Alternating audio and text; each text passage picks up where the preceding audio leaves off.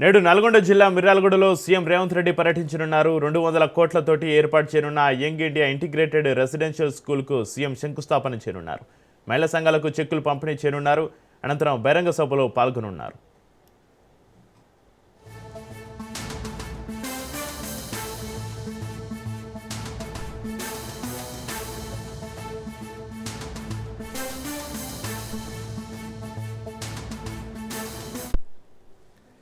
నేడు నల్గొండ జిల్లా మిర్యాలగూడలో సీఎం రేవంత్ రెడ్డి పర్యటించనున్నారు. 200 కోట్లతోటి ఏర్పాటు చేయనున్న యంగ్ ఇండియా ఇంటిగ్రేటెడ్ రెసిడెన్షియల్ స్కూల్కు సీఎం శంకుస్థాపన చేయనున్నారు.